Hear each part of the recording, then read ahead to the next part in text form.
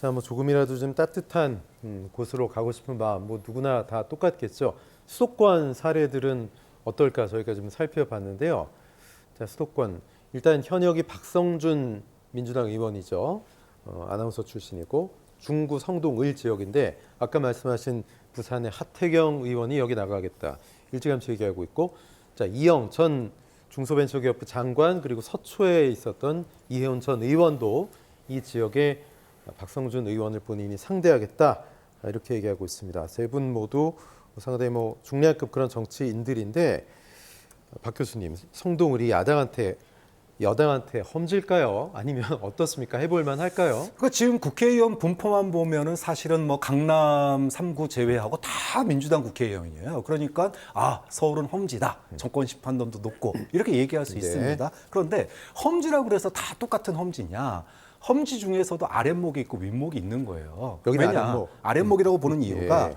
지난 대선, 지방선거 이게 가장 최근에 치러진 선거입니다. 네. 이때 소위 한강벨트 여기는 다 그 소위 윤석열 대통령이나 당시의 구청장 선거에서 국민의힘이 이긴 지역이에요. 근데 그때 윤 대통령 인기랑 지금이랑 좀 다르잖아요. 그렇죠. 다르죠. 예. 또 두 번째 뭐가 있냐? 이 성동을 같은 경우가 강북 지역 중에서 신부촌 중에 하나입니다. 성동, 갑, 을에 유달리 몰리는데 그 이유가 성동을 같은 경우에는 금호동, 옥수동 여기가 그래도 강북 지역 중에서는 아파트 가격이 굉장히 높은 곳이에요. 한강뷰 나오고 이래서 그렇죠. 아파트값이 많이 올랐죠. 소위 말하면 한강 벨트입니다. 네. 또 성동 갑 같은 경우에도 성수동 사실 강북에서 제일 핫한 지역이거든요. 그렇게 놓고 본다면 소위 물론 서울 나왔다는 것 자체가 저는 험지라고 분명히 인정할 만하다고 봅니다. 하지만 그 중에서도 그래도 누울 자리 보고 뻗은 그런 지역이다 이렇게 평가할 수 있겠죠. 네. 중구 성동을이 여당한테 험지다? 글쎄요. 좀 따뜻한 험지? 맞을지 모르겠습니다. 그렇다면 경기권으로 가보죠. 안산 상록 갑 지역인데 여기는 어떨까요? 자, 장성민 전 대통령실 미래전략기획관.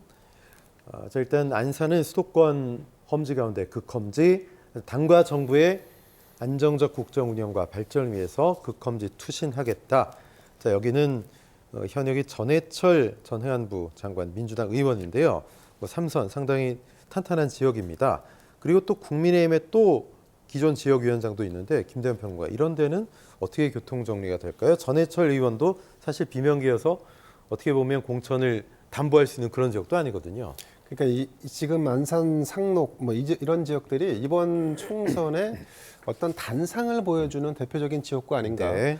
여당 같은 경우는 사실은 대통령의 최측근으로 있었던 사람이 나가니까 그 사람을 배려해 줘야 하는 어떤 당의 부담이 있는데, 현지에 가면 현장을 또 오랫동안 지켜온 그러니까 비현역의 당협위원장이 또 있단 말이죠. 그러니까 두 사람을 두고 과연 어떤 선택을 해야 될지가 사실은 여당 입장에서는 머리가 아픈 이런 상황인 거고, 그럼 야당은 마찬가지죠. 야당도 과거 친문이라고 하는, 그러니까 문재인 대통령과 가깝다라고 하는 삼선의 전해철 의원이 있는데, 이분을 또 물리치겠다고 나타난 분이 또 친명을 자처하고 나선 양문석이라는 또 정치인이 있죠. 이번엔 극친명이죠, 그죠? 그렇죠. 극친명이죠. 제가 이게 좀 정말 웃긴 게 양지면 양지고 험지면 험지지 무슨 극양지가 있으면 또 극험지가 있습니까?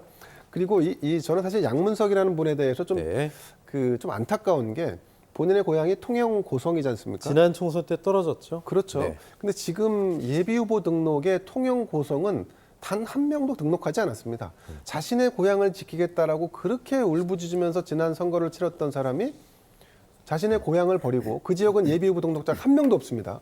그리고 나서 안산으로 와서 이번에는 비명을 심판하겠다는 식의 논리로 접근한다고 하는 것은 이 정치를 희화시키는 거죠. 이분뿐만이 아닙니다. 좀 전에 얘기했던 그 중성동인가요? 이쪽도 이혜원 의원 같은 경우도 마찬가지죠. 서초에서 3선을 했는데 지난번에 동대문 갔다가 거기서 안 되니까 이번에 다시 또 중성동으로 간다고 하고, 하태경 의원도 사실은 마찬가지고, 박민식 전 장관도 마찬가지입니다. 부산에서 한번 해보겠다라고 했다가 안 되니까 다시 분당 가겠다고 했다가 영등포. 이게 정치인들이 말이죠. 이딴 식으로 정치를 하니까 욕을 먹을 수밖에 없고, 저는 정치인에게 가장 큰 희생이라고 하는 것은 불출마라고 생각합니다. 사람들이, 유권자들이 저 사람 또 나왔어. 아우 꼴보기 싫어. 이런 사람 그런 밉상으로 정치인이 희화화되는 거를 막으려면 저는 그렇게 해야 한다고 봅니다.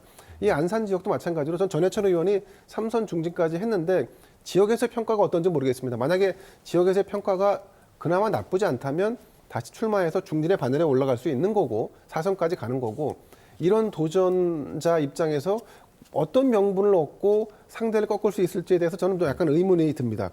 이 국민의힘과 이 양당 모두 사실은 저는 이제 이런 식의 그 시스템 공천을 해야 한다는 것은 명분과 정치인 스스로 염치 있는 행동을 해야 되는데 지금 보면 양당 모두 과연 명분이 있는가, 저 정치인이 염치는 있는가라는 네. 그런 생각이 드는 후보들이 참 많은 것 같습니다. 네.